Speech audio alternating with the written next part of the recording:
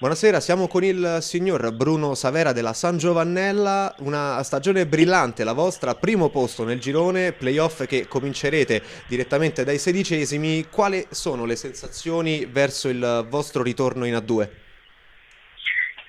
Guardi, intanto la ringrazio per questo intervento e niente, è quello che ho detto anche quando sono in trasmissione, era l'obiettivo che ci eravamo prefissati già da inizio stagione, arrivare a 47 punti all'ultima giornata è un po' come un sogno, diciamo, da parte di tutti, e quindi ecco, abbiamo soltanto confermato quello che avevamo fatto già di buono nel girone dell'andata.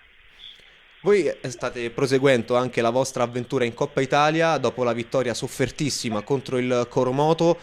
Qual è stata quella, diciamo, marcia in più che vi ha permesso di vincere dopo quella sofferta lotteria ai rigori? Insomma, è stata una partita incredibile. Sì, come proprio hai detto tu, i rigori sono sempre un tabù, no? Puoi vincere, puoi perdere, però ecco, diciamo che poi se uno va a vedere la classifica, il distacco tra noi e il Coromodo è sostanziale, e quindi secondo me è giusto così, che magari siamo andati noi avanti anche in Coppa. Mentre tornando per un attimo al vostro girone, il girone I è un girone abbastanza duro, ma nonostante ciò lo avete dominato senza troppi patemi d'animo.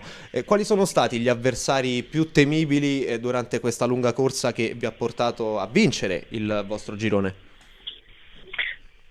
Sì, guarda, sono stati più squadre, mi hanno impressionato il Coromodo mi ha impressionato veramente, sì, secondo me è una squadra che potrebbe fare anche la Serie A2. Ha peccato un po' nel girone dell'andata dove ha perso troppi punti, se no sarebbe arrivata sicuramente a pochi punti da noi.